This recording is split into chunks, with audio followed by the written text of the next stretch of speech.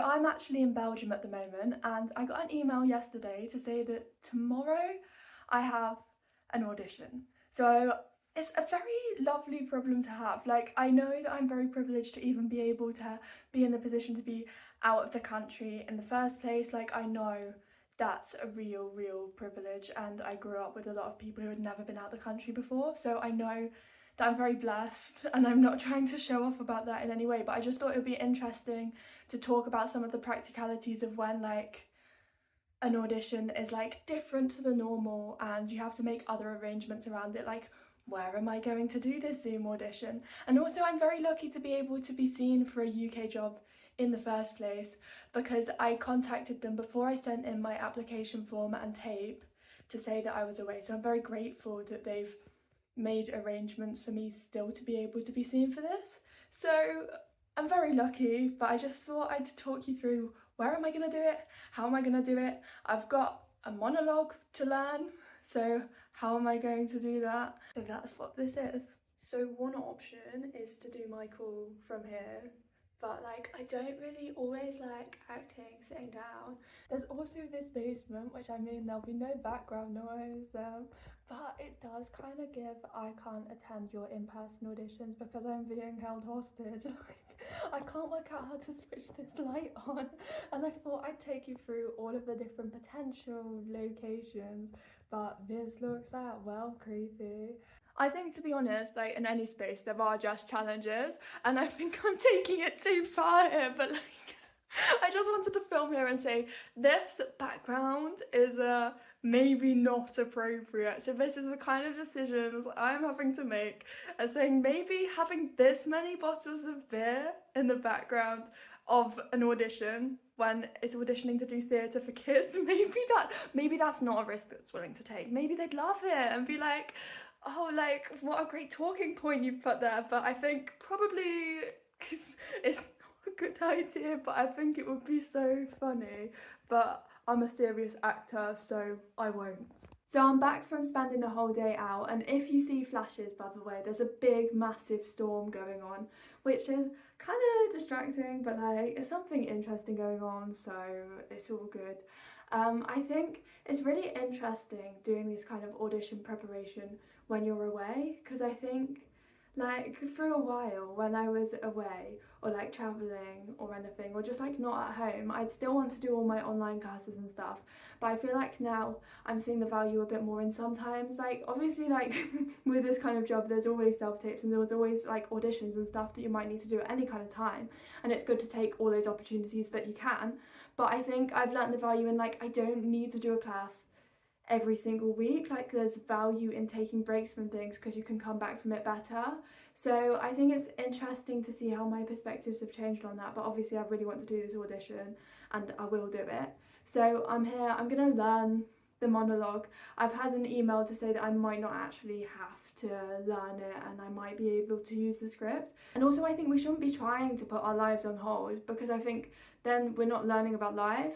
And I think I used to be really careful about making sure I could always be available, and then you're just not really living, and I think that's not really healthy either. I think I've learned to really have a life, because I think there's such a thing as like really over preparing, and I think people stress themselves out, and I've also become like, I guess, put myself in the lucky position that like I also have to bring my own monologue to this, but I have monologues prepared. So I think there's always the value in that, like you're always going to need potentially a 1 minute monologue or a 1.5 minute monologue or a 2 minute monologue, like that's often needed for stuff. So the fact that I have monologues that I've done for mock auditions and I know I confidently know all the lines, and even if I randomly mess up on the lines, what I always remind myself is that it's like more important for them to see how you handle messing up rather than the fact you actually messed up, because I think we all make mistakes sometimes, but I think if you spiral, that looks worse than you just being like, oh sorry, I know it, can I take it back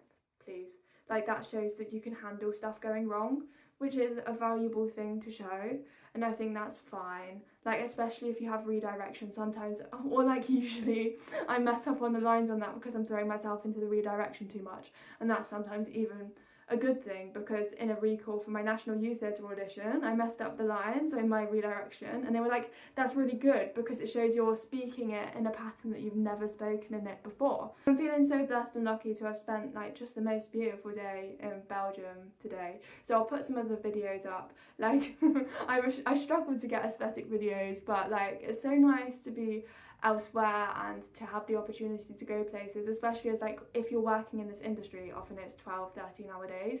So if you're in the position when you have a bit of a quieter time to be able to go somewhere and do something and make the most of that time, like it's good to be able to do that. And I think throughout my life I've always been kind of reluctant to tell people that I've gone away places, because I know that like there's so many people I know who are not ever able to like leave the country and like go places because financially that's difficult. And I'm aware that like in acting it's often people with money who go into it, and I've realised that, especially because like I've always felt quite privileged in my life, like compared to some of the other people who are in my school. Like I know that I'm very lucky, but when I go into acting things, there are loads of people who are like an entirely different level to me, and people who I haven't really met that level of like financial privilege before, which is just like crazy to think about. It's so true that like there's so much financial privilege you need sometimes to be able to pursue this, and like classes are expensive, everything's expensive. So I'm lucky to be able to be auditioning for work